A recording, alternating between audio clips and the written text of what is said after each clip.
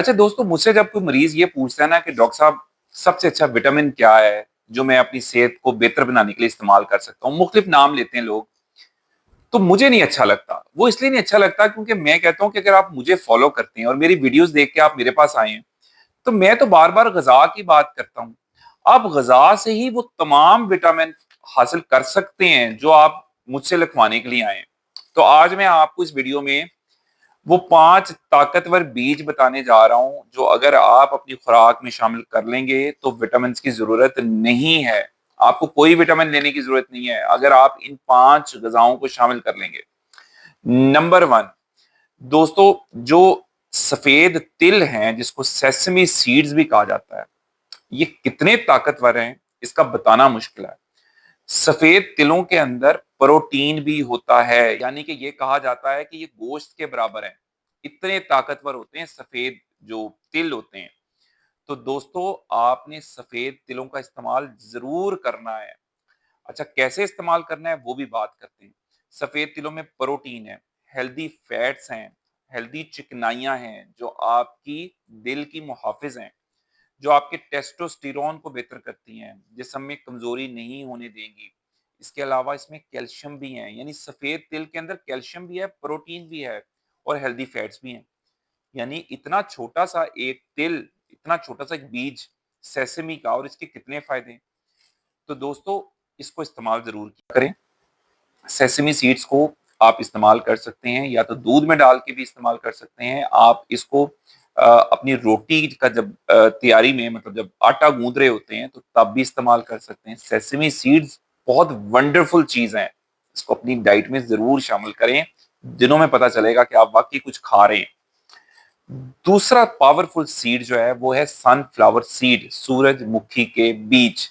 सूरजमुखी के बीजों में क्या होता है, इसके अंदर विटामिन ई की भरमार है। और हम लोग अक्सर vitamin D, vitamin B 12, vitamin C इनकी बात करते हैं, लेकिन विटामिन ई की बात नहीं करते। आपको पता है विटामिन ई क्या करता है? ये आपके जिस्म में सोजिश को कम करता है। ये आपकी जो खून की नालियों में सोजिश हुई होती है उसको भी कम करता है। तो दोस्तों, अगर आप चाहते हैं कि आपकी रगें, दिल की रगें जो हैं वो मजबूत रहें, आप ज्यादा लंबे अरसे तक अपने दिल को महफूज रख सकें, ब्लड प्रेशर, कोलेस्ट्रॉल से बचे रहें, तो आपको सूरजमुखी के बीजों को अपनी डाइट में शामिल करना है। सूरजमुखी के बीज बआसानी दस्तयाब होते हैं, आपने इनको इस्तेमाल करना है। इस्तेमाल करने का तरीका यही है कि आप स्नैक के तौर पे जब आपको थोड़ी बहुत भूख लगे तो आप इस्तेमाल कर सकते हैं, या आप सूरजमुखी के बीजों को दलिए में डाल के इस्तेमाल कर सकते हैं, दही में डाल के इस्तेमाल कर सकते हैं। और एक और बात, सूरजमुखी जो बीज हैं ये जिंक का सोर्स भी है, यानी कि ये मर्दाना हार्मोन के लिए भी बहुत अच्छे हैं। तो वो मर्द हजरात जो कहते हैं कि हम सप्लीमेंट्स लेने की जरूरत है, तो उनको सूरजमुखी लेने की जरूरत है। सूरजमुखी इस्तेमाल करें, आपको दवाइयों की जरूरत कम पड़ेगी। तीसरी बहुत अच्छी चीज जो हम सबको पता भी है और मैं बार बार कहता हूँ, अलसी।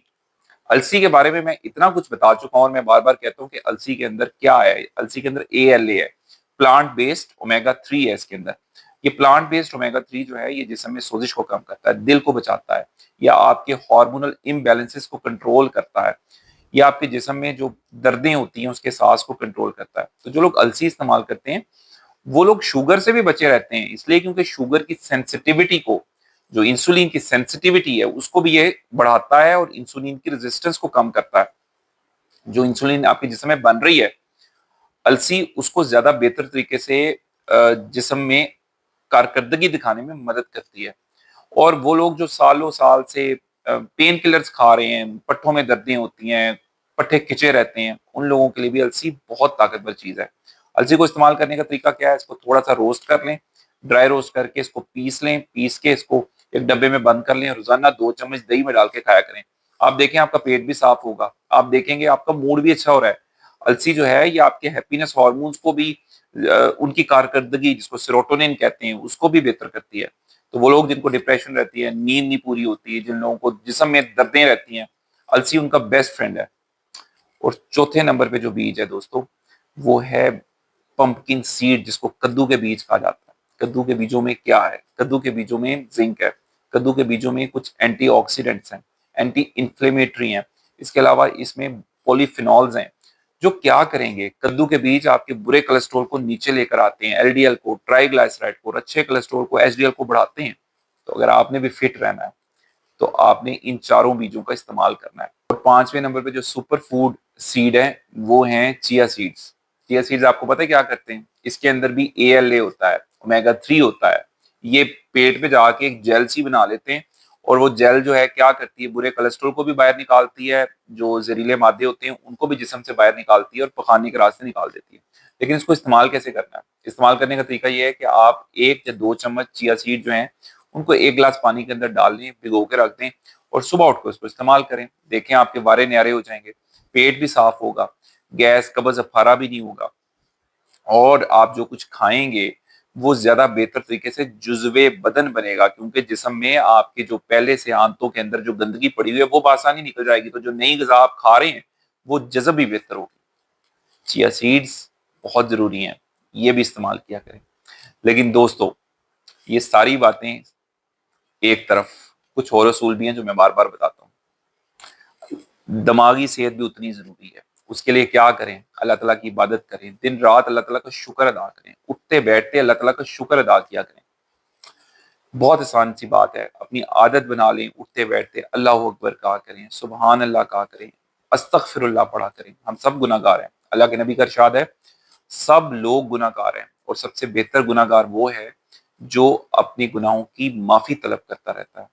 آپ استغفار کر کے دیکھیں, آپ دیکھیں گے آپ کے اوپر رزق کے کتنے دروازے کھلنے لگ جائیں گے. دوسرے نمبر پہ نیند کا خیال رکھیں, نیند ضرور اچھی پوری کیا کریں. ورزش کیا کریں, ورزش آپ کرتے ہیں تو آپ اپنے جسم کی ریپیئر کرتے ہیں, یہ ضروری ہے. چوتھے نمبر پہ کوشش کریں معاف کرنا سیکھیں. کسی نے آپ سے رابطہ نہیں کیا, کسی نے آپ کے عزیز نے, رشتہ دار نے بہت دیر سے کال نہیں کی, تو ضد میں نہ آ جایا کریں کہ اس نے نہیں کال کی تو میں بھی نہیں کروں گا. اس کا تو قطع تعلق ہے, اور قطع تعلقی اللہ تعالیٰ کو پسند نہیں ہے. ہم کیسے سوچ سکتے ہیں کہ ہم وہ کام کریں جو اللہ کو پسند نہیں ہے اور ہم کہیں ہمیں صحت بھی مل جائے؟ ایسے نہیں ہوتا.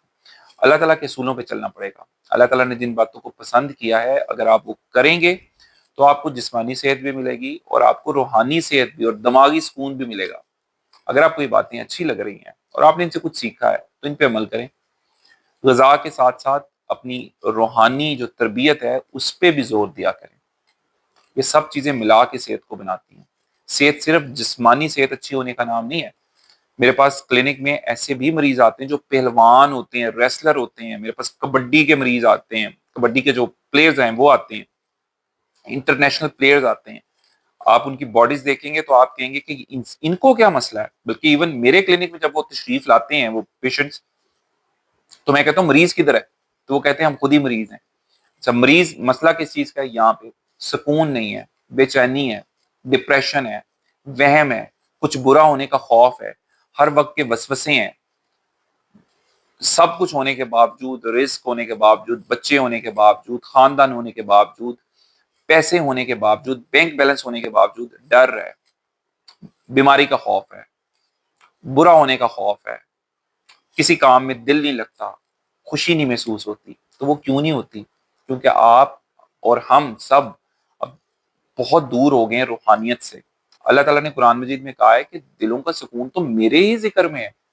تو ہم جتنی مرضی کوشش کر لیں, جتنی مرضی ٹکریں مار لیں, تو مشکل ہے اس کے بغیر. اور اب یہ ریسرچ کہتی ہے, یہ میں باتیں یہ نہیں ہے کہ میں کہہ رہا ہوں, اب ریسرچ یہ کہتی ہے کہ جو لوگ تھینک فل ہوتے ہیں, خدا کا شکر ادا کرتے ہیں, وہ لوگ خوش رہتے ہیں, وہ لوگ مینٹلی پیس میں رہتے ہیں. جو لوگ ہر وقت اپنی فکریں ہی گنواتے رہتے ہیں اور گنتے رہتے ہیں کہ میرے ساتھ یہ برا ہو گیا, میرے ساتھ وہ برا ہو گیا, فلانے نے میرے ساتھ یہ برا کر دیا, تو بیسیکلی وہ اللہ تعالیٰ کی ناشکری کر رہے ہوتے ہیں. آپ کے پاس رہنے کے لیے چھت ہے, آپ کے پاس کھانے کے لیے, آپ کو صبح کا کھانا کھایا, آپ کو پتہ ہے شام کا کھانا میں نے کھانا ہے, آپ کے پاس 2 وقت کی روٹی ہے, آپ کی فیملی ہے جو دکھ سکھ میں آپ کے ساتھ ہے.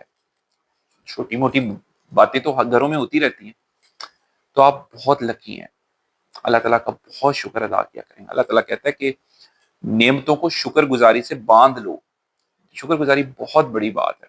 جو بندہ شکر گزار ہوتا ہے وہ بیمار نہیں رہ سکتا. اگر آپ کو یہ باتیں اچھی لگی ہیں, خوراک اچھی کریں, قدرتی چیزوں کے قریب رہیں, ورزش کریں, نیند پوری کریں, اللہ تعالیٰ کا شکر ادا کیا کریں, and you will be fit. Thank you. اللہ حافظ.